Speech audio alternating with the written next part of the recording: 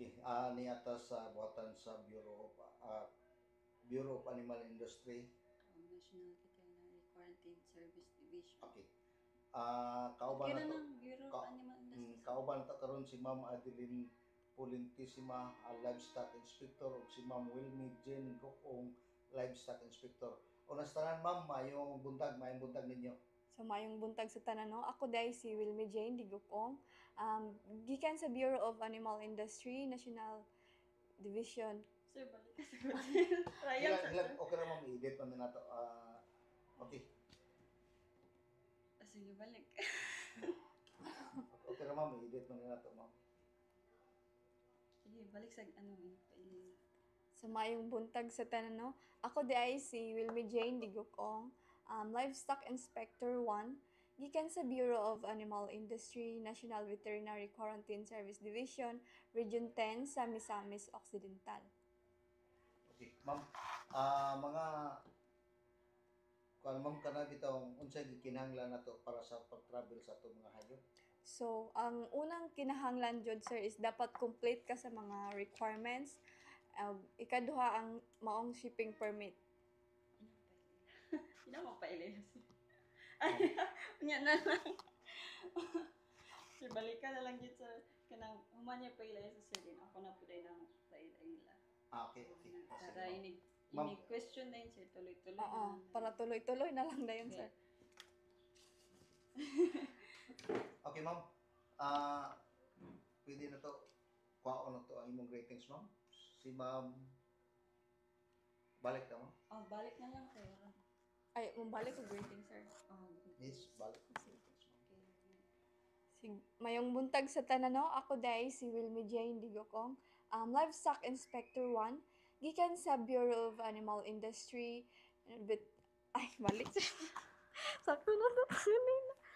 Pwede na ma-delete sir? Pwede na, ma'am. Pwede na. So, mayong buntag sa tanan no. Ako dai si Wilmy Jane Digokong, Livestock Inspector 1, gikan sa Bureau of Animal Industry, National Veterinary Quarantine Service Division sa Region 10, Misamis Occidental. Okay. Ma'am?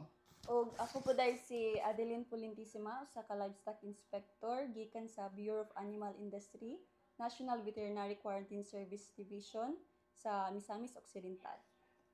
Okay. Ma'am, sa pagbiyahe na to sa atong mga hayop, unsay gikinahanglan gani nato, ma'am? So, ang pagbiyahe sa atong mga hayop is dapat na complete atong mga requirements ug ikaduha ang pagpasa sa online shipping permit. Ma'am, before asa ta mo kuha unsay buhaton na to una? Unsa na ko? Kung mo apply tag permit sa inyong buhatan, unsay unang buhaton na to? So, una is dapat kabalo ka mag-research about sa pamalakad aning online shipping permit. So, if kibali dili man gani ka hanas sa paggamit og mga technology is naatay DICT nga mo assist sa City Hall ni Ma'am Laarni Ingracia. Okay. So, before ta mo abot nga mag-apply ta o mag-apply ta sa inyong buhatan, unsay unang buhaton na to? Okay, ma'am. Ang kinahanglan natong unang buhaton is kumplituhon og una ang mga requirements. Pareho sa mga iro or sa iring, kinahanglan nga na siya'y veterinary health certificate para sa iyang health, o ikaduha na siya'y kumpletong vaccination record o iyahang online permit. Dayon ikaduha, para sa mga baboy, kinahanglan nga aduna siya na certificate of free status para sa African swine fever o veterinary health certificate para sa iyang health. Dayon livestock handler's license o commercial manggali iyang dad-on o registration of transport carrier para pud sa iyang commercial.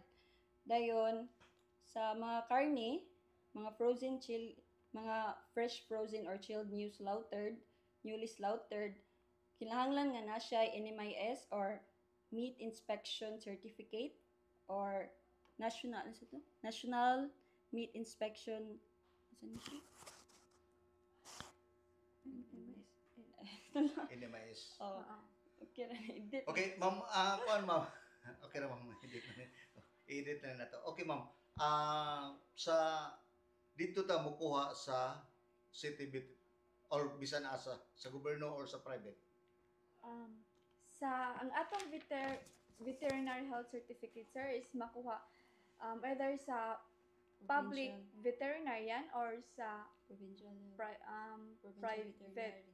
private veterinarian sir. Private veterinary. Oh.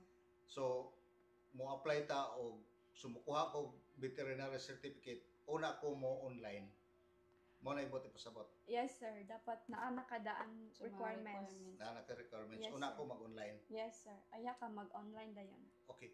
Gikan sa pag-apply nako sa online sa application sa inyong permit, pila ka adlaw una ma-approve? So kibali sir, naatay ang atong application kinahanglan iproseso sulod sa gitakdang maximum time limit nga 3 ka adlaw sa trabaho like sa Lunes hangtod sa Biyernes, alas 8 sa buntag hangtod sa alas 5 sa hapon. So wala na tay ibutang ta mag-apply kog Lunes, mo-approve na siya within 3 days. Yes sir. Dayon kung pananglitan mag-apply kog Bernis ma'am, kung wala na ilabot ang weekends, Sabado Domingo, so ma-approve na siya 3 days ato pa sa Monday. If ever mag-apply ka sa Friday sir, yes. possible dapat mag-apply ka morning kay naa pa man mi duty ana within that day. So morning okay ra. Okay ra sir. Okay, ma'am, unsay gani sagara, unsa gani pwede mabiyahe nga ero? Aw mabiyahe nga hayop. Kasagaran nga gabiyahe nga hayop diri sir is ang iring ang iro, manok ug ang baboy. May kasagaran jud. Nagabiyahe diri.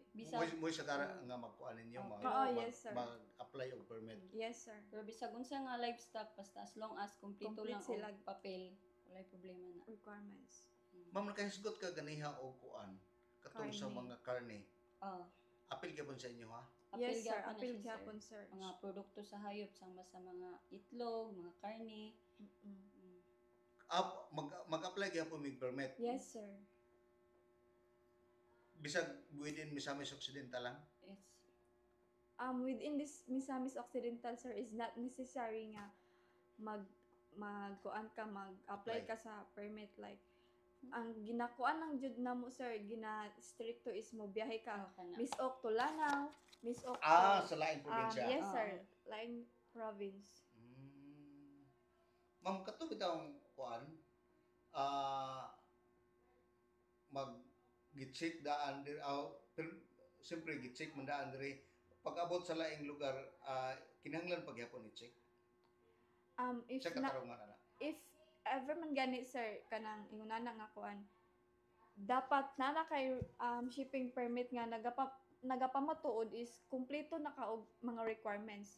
Dili na ka nila striktohon og kanang inspect kay ang ilang lang taon na to sir is ang shipping permit